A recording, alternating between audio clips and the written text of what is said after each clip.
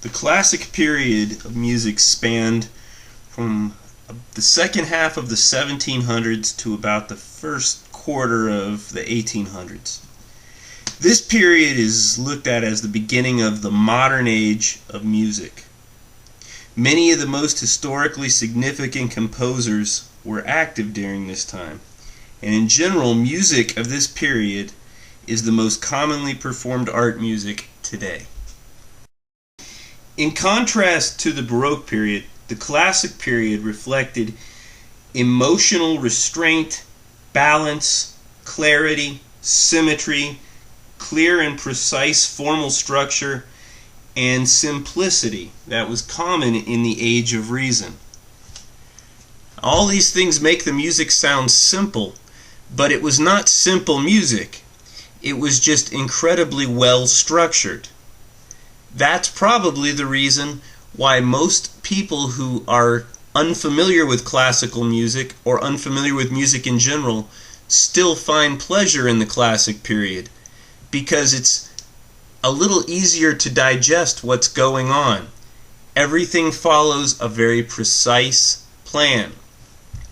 But when we say that the rhythms, for example, of the classic period are simple, what that's referring to does not mean that the ease of playing. It means the ease of understanding. Just because something is simplistic in its nature does not mean it's easy to play. I try to use an example of chin-ups. Any of you who lift weights or have ever lifted weights have probably had to do pull-ups at some point. When you get on a chin-up bar or a pull-up bar and you pull yourself up, it's a very simple exercise in form. It's very hard to cheat on it. You're just lifting yourself up. There's not much you can do wrong, but it's darn hard to do. It's often replaced by using a lat bar in a gym, which is just a bar that you pull down with a lighter weight. This is a much more complex exercise in that if you don't do everything just right, you don't get anything out of it. That doesn't make it easier to do, though. And again, that's what I'm trying to stress in stating that classic period's music is simple. Only means it's simple to understand. Does not mean it's simple to play. Music of this period followed very clear structures, and it was quite symmetrical, meaning if one part played a very loud part, another part would catch up to it later. There was always a balance of dynamics, a balance of tempos, a balance of everything. Everything was balanced, clear, symmetrical, and followed a nice formal structure. Within the very set forms of the classic period, the melody was the prime concern. When you were writing music, you wrote everything around the melody. Homophonic texture was very common. Homophonic texture, again, is a basic melody with just a little chordal background or harmonic background, as opposed to polyphonic texture where you have two or more competing melodies. The melodies were generally stepwise or scalar, just meaning they were not jumping around. There was no difficult to sing melodies, and most everything was tonal or diatonic, which just means it's in one key at a time. The cadences, very obvious, just meaning that you could tell an ending was coming. That's all a cadence is. It's the ending of a section. And most every little section of the song ended with a very plain and simple cadence. And the rhythms, again, while not being easy to play, were not hard to comprehend. Now, trying to give you a little bit of a more musical version of what I just said. A homophonic texture, again, is if you have a little in there, here's our melody.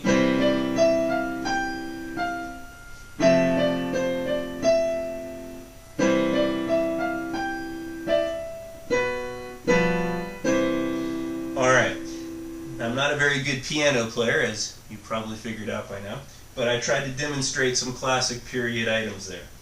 We had a simple cadence, that's a 5-to-1. That sounds rather tense because it wants to resolve to there. The melodies were following a scalar or stepwise motion. Now that doesn't mean they can't jump here and there.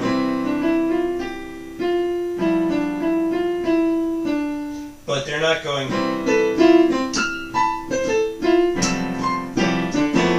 That's not scalar. So things were relatively simplistic and scalar, easy to sing. The classic period was an age of instrumental music, and in addition to creating all kinds of set standardized forms for instrumental music, we also got a lot of the standardized instrumental ensembles that exist even today. The orchestra has changed very little since the classic period, with first and second violin, viola, cello, double bass, flute 1 and 2, clarinet 1 and 2, oboe 1 and 2, bassoon 1 and 2, trumpets, horns, trombones, and timpani. The only major differences have just been in how many of each of those instruments exist. When you say violin 1 and 2, for example, you're talking about the parts, not necessarily how many people are playing violin part 1 and violin part 2. In the Romantic period, which we'll cover next, the orchestra grew in size and texture, but the instruments were basically the same. A modern orchestra is a little bit smaller because you can use microphones to create more volume. There's less need to have so many people playing each part. But back to the important item is that the standard orchestra has remained very largely unchanged since the classic period. Now, another thing that we got a lot of during the classic period was chamber groups. And the most common chamber group is a string quartet. And first let me just state what a chamber group is. It's just a small group that's easy to move around. Generally, you don't find many more than 4 parts in a chamber ensemble, but there are exceptions. Anyway, the string quartet has first and second violin, viola, and cello. That's it. No upright bass. I guess if you had a string quintet, you could get the upright bass, but in general, string quartet is violin, 1, 2, viola, and cello. And they're basically trying to replicate the sound of soprano, alto, tenor, bass in voice parts. Now, piano trio, violin, cello, so you've got a high part and a low part, and a piano. A piano quintet, basically the same thing, it's just the piano and a string quartet. Now, as we start talking about sonatas a little bit later, we're going to talk a lot about sonata form, but we're also going to mention the sonata, which is usually 1 or 2 instruments. If it's just a solo piano sonata, that's all it is. A piano and an instrument. Or rather, just the piano, excuse me. If you have, say, a trumpet sonata, that would be a trumpet and piano.